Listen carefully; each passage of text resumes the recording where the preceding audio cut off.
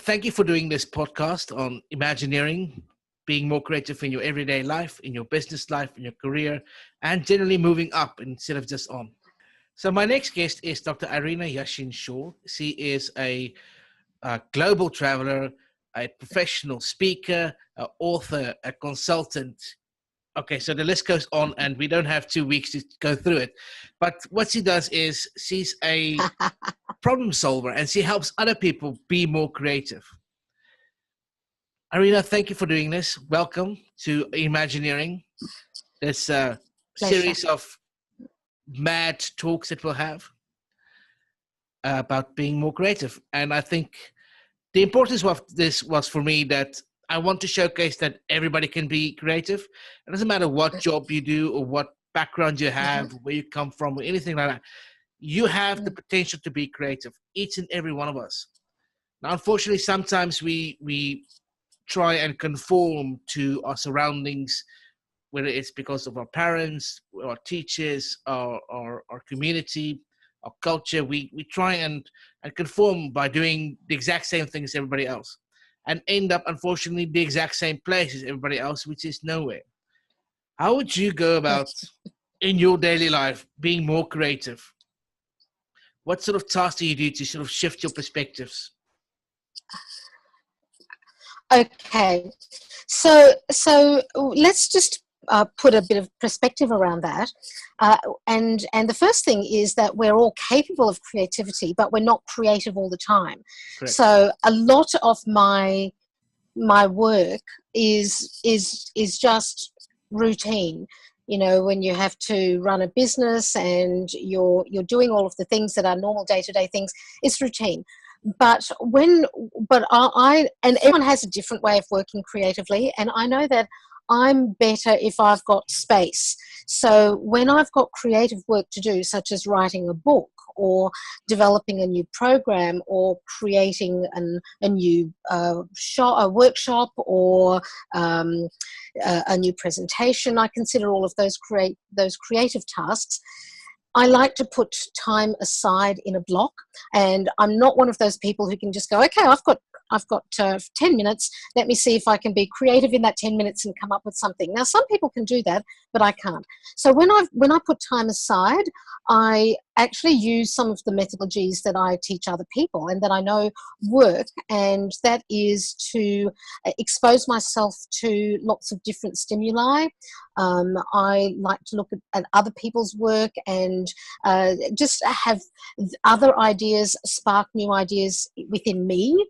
So if I'm feeling that I need to just be fired up a little bit, I'll deliberately go and see what other people have said about things or look at images that other people have created. So I use other stimuli as a way of helping to spark my own creativity. But one of the tools that I love using with other people is analogical thinking.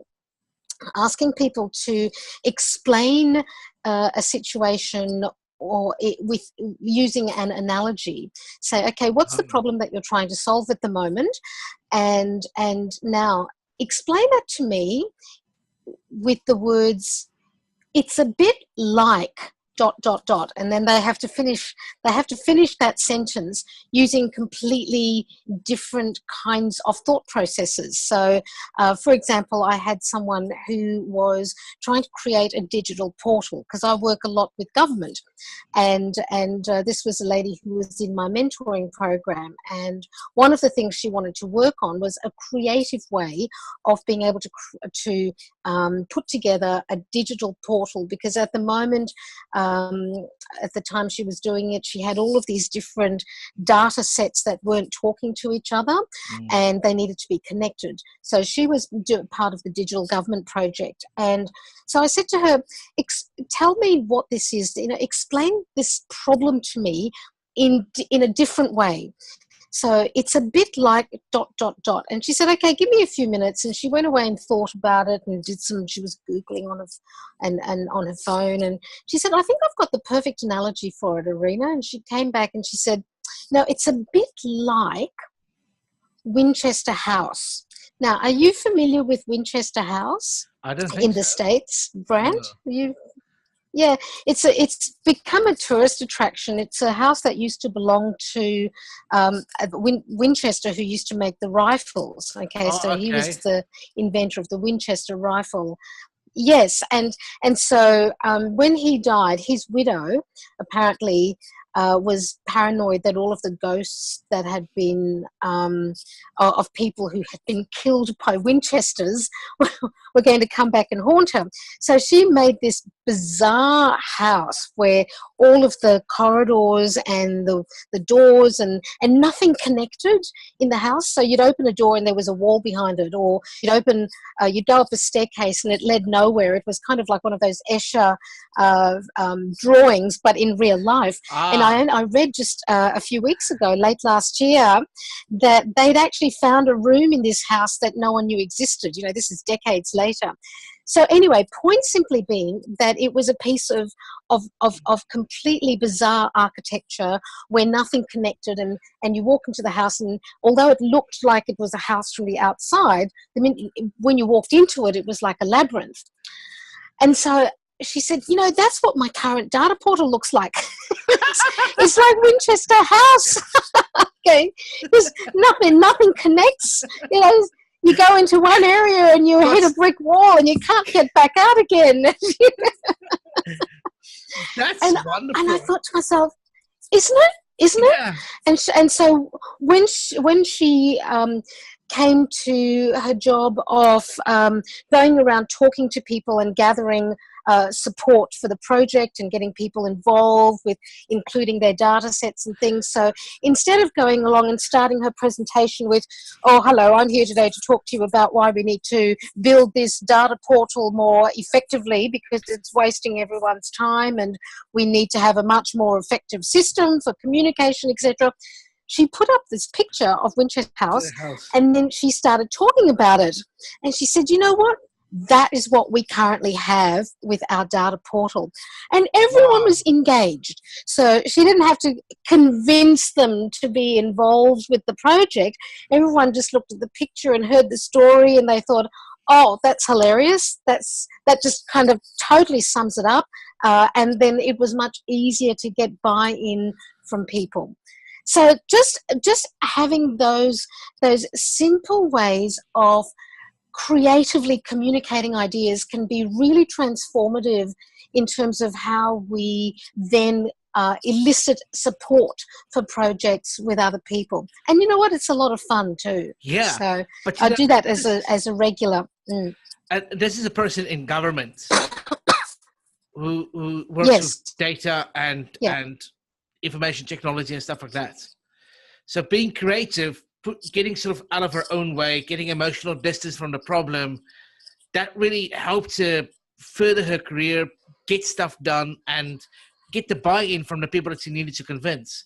Instead of saying, you know, it's like going on a check, this is crap, this is horrible, this is just ridiculous, I don't even know what this is, and I think that is illegal. You know, getting to a point where you're saying, let's take this from a different perspective. And then everybody's not like, you know, but we put in so much money and effort and time into this. Now you want to break everything down. You know, changing your perspective, being more creative, just engaging in a bit of a paradigm shift. That makes so much of a difference. And that's capable of, each and every one of us is capable of doing that. Absolutely. That is amazing. And that's, you know, that whole perspective. Isn't it great? Look, I've got millions of them because everyone who comes through my mentoring program, that's an exercise every single person has to do when they're thinking about their project. I start off with a 2-day immersion, and day 1 is about unleashing creativity, and then day 2 is about then using those insights to transfer into innovation. So creativity comes before innovation. So it's creative ideas that give us the spark to actually take action differently. Exactly. So, you know, it's creativity that feeds innovation. Without creativity, you don't have innovation, because innovation is about doing things differently. And unless we're prepared to say, how can we be different? Yes. Sorry, go on. No, it's just like I go to many conferences and everybody starts going, We need to be a more innovative company. You need to be a more innovative company. Listen to me. Innovation is the future. But no one will actually tell you, what does that exactly mean? How do we get to be an innovative company? Because they don't understand it themselves. You need to be creative first. Creativity comes first. Then you can have innovation. You can't develop an idea if you didn't come up with an Absolutely. idea. Yeah, I'm so pleased to hear you say that, because that is exactly spot on. You know, everyone, oh, I think most people, I won't say everyone, but I think most people, especially leaders in organizations, will say, yes, we need to be more innovative. And they go out to their teams and they go, okay, let's be more innovative. Go forth and innovate. And then they get the deer in the headlights look, you know, just sort of like caught in the headlights, big bright eyes, and no one knows what to do. And nobody wants to talk up and saying, sorry, what does that mean? You know, everybody's so afraid. It's like, because, you know, that would mean that you look different than everybody else, and different is bad. So being creative is bad. Honestly, well, I don't know. I think there's more of an acceptance today than ever before about the fact that creativity is really core now to effective workplaces. You know, once upon a time, it might have been the case if you said, well, we need some creative thinking around this problem, people would have looked at you like you had three heads. You know, but today, I think there's much more acceptance of that. But what's still missing, and where the gap is today, is that people agree that, yes, we need more creativity, we want to be innovative, but they don't have effective processes or frameworks or steps or methodologies or tools that will scaffold them into that space. That's what's still missing. So there is an appetite, there is a desire, but there's not enough education and training around how to do it. Because even if you do get a consultant like myself or you that goes and gets them to be more creative, without the support structure in the company itself to take that further, to develop it further, nothing's really going to change. It's like going to a conference and saying, yes, we had a wonderful time, and I learned so much, but then the next day you go back to work and you're not really applying anything that you learned. And that's just a waste. Yep, of exactly. all those ideas. Yes. And yeah, it's just horrible. Yeah. No, I absolutely know what you're saying, and I completely agree. And in my experience, and I've been doing a lot of work in government over the last couple of years especially, the best results come from organizations where, when they bring me in, the leaders actually work with me to embed the creative culture and a culture of innovation and a culture of entrepreneurialism, where they will actively be hands-on and will support the whole process. So, for example, I'll give you two contrasting examples where one organization that I worked with, they brought me in, and this is the not so good result, and they said, okay, we've brought you in, go forth and make all of our middle managers more innovative. And then they took a really hands-off approach. It was like, okay, we've brought you in, we've done our job, now off you go and do your job. Okay, and the people were very cynical about it, you know, and I could, when we would have our focus groups and when we would have our sort of small group coaching, people go, oh, you know, it's not really going to change. It's not going to, we can make suggestions, but the people who really need to support us through this, they're not doing this. So people were very cynical about the outcome. So we were already behind the 8 ball from the beginning.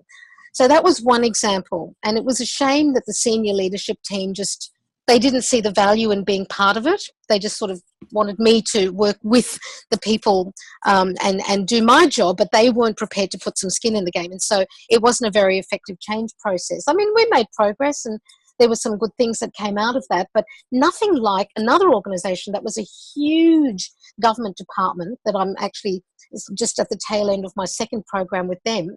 where the Deputy Director General was so committed to transforming the organisation from the inside out and bringing innovation into government processes that she actually came to the immersion days that we had. She brought colleagues, she brought the other DDGs. She then said, we're going to clear the way for you. You tell us what you need. So I was working with a group of middle to senior managers, middle and upper managers. And she was, very senior leadership and said, okay, we're going to clear the way for you. We're going to give you a sponsor for your project. We're going to make sure you've got the resources that you need. And then when we had our showcase day at the end of the program, she and the other senior executive, not senior, but the executive leadership team actually came to listen to people's experiences and what they'd produced. And the outcomes, Brand, I have to tell you, are just absolutely phenomenal. Phenomenal. Problems that had been really major issues for years got solved within the space of a few months. And I've got lots of these case studies in my next book that's coming out called Intrapreneur, which I'll be sending you a copy of. And many intrapreneur, yes, indeed. An intrapreneur is someone who behaves and thinks and acts like an entrepreneur while working inside a large organization. So it's not their own business, but they act like a business person because they find difficult problems to solve them and bring incredible value. So there are a lot of case studies in the book that's probably out in about 2 weeks, which I'll share with you when the time comes. Pre-orders are happening now, I believe. Say again? A pre-sale that's going on right now, I think, if I saw correctly. Oh, yes. So yes, there's some pre-sale. So all two of the viewers of this podcast, you can go and buy it. Please do. I've heard this woman speak. I've spent some time with her. Everything she says is just golden. If you don't record it, you're going to lose it. And the thing is, she recorded it for you. She put it into a book. So go for it. Is there like a Kindle version or something that I can link to in the video? Yep. There will be an Amazon and the Kindle version. That usually takes a couple more weeks after the hard copy comes out. Yes. But I'll share all of that with you in due course. And your first book, what was it? You sent me a copy, actually, I think. That was... Yes, I sent you a soft copy of it in PDF. It's called Leading in the Innovation Age. And once again, a lot of the case studies in that book were also from the work that I've done firsthand with people in my various workshops and programs. So that book was more focused on developing leaders into 21st century leaders who will facilitate innovation within their organizations. So rather than being someone who is focused always on doing the leading when it comes to leading innovation, it's more around how do I build the kind of culture as a leader where other people will be able to step up and be innovative. So the 21st century innovative leader, in fact, empowers others to be innovative rather than being the person who always feels like they have to be directing innovation and driving innovation. Because if only one person is doing it all the time, if it's just the CEO or if it's just, the innovation manager or the person who's got innovation in their title, well, it'll be a bottleneck. It'll slow things down. Imagine instead of 1 or 2 or 3 people, you've got 100 people all looking for ways to innovate within the organization. Well, of course, you're going to get much more traction much faster. So the trick then to creating an innovative organization is to actually draw out the talent and the creativity of the people within your team so that everyone contributes to the innovation agenda and the innovation activities within the organization. That's wonderful. I think we've reached a sort of time now, but I would like to just explore we talked in the car about the difference between a heuristic and an algorithm, and how you have creative problem solving techniques that can utilize one or the other. Those where you can be creative in a pinch, or those where you can become more creative over a longer period of time. Can you maybe just sort of touch base on that again, please? What we were talking about was the difference between,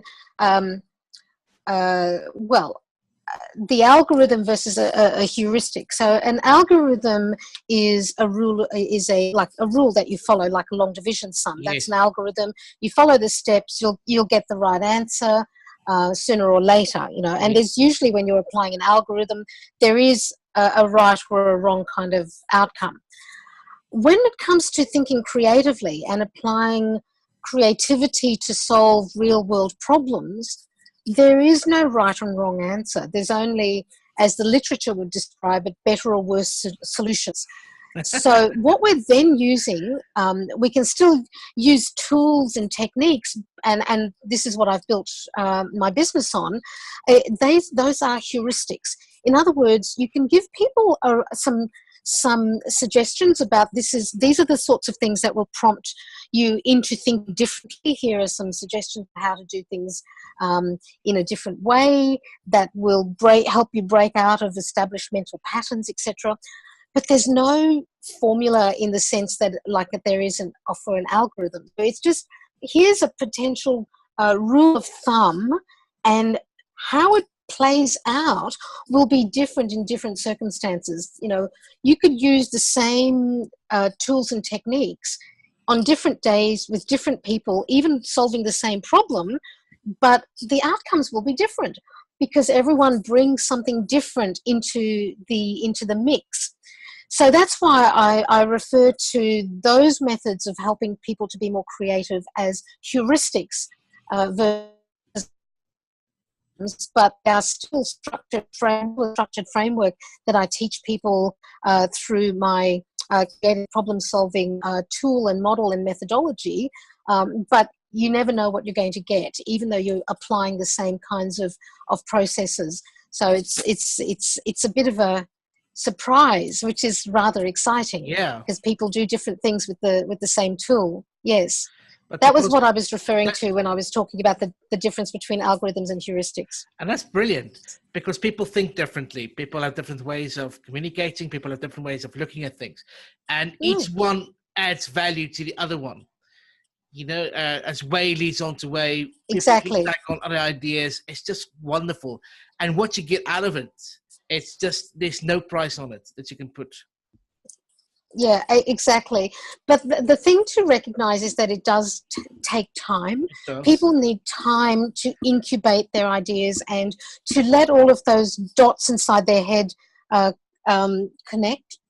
Okay, my battery's nearly gone, so I had to reach out there. Sorry for a moment. That's all right. And I think that's one of the things that workplaces of the future are going to need to recognize more of, which is that if you want people to come up with really good solutions versus just okay ones, you actually need to give people luxury of some headspace and some time, so that they're not just having to push their answers out immediately, and they've actually got time to incubate them.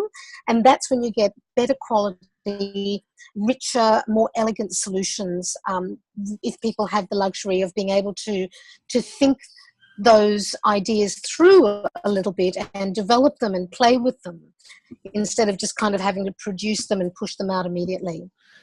That's brilliant. Well, I think your battery's going to die, and we're probably out of time. Okay. Thank you very much for doing this episode. Thank you for sharing your ideas. Thank you for telling us that we can all be creative, and for that wonderful Winchester House story. That's just brilliant. Let's go look that up. Isn't it? And yeah, it's great. It's just wonderful. So thank you so much. Please, if you are watching this, go look up Dr. Shaw's books. Her consulting stuff is just amazing. I was very, very fortunate to have her at our Professional Speakers Association of Namibia conference. And this is my new friend. And please, this is just amazing. So Brand, could I just say that it's, my name is actually Dr. Irena Yashin-Shaw. So it's Yashin-Shaw. But if you go to my website, it's www.drena YASHINSHAW.com. So no And all hyphen my in books it. are All one. available. Okay. Not I'll not put in it, my email address or on right. the website. No. Okay, I'll put that up on the links and stuff. Okay. Thank you I think very you have my much. contact details. Yes. Okay. So thank you Good very, to very talk much. to you. And keep moving everybody forward. Will do, Brand. And keep looking And it out. was such a pleasure to meet you as well.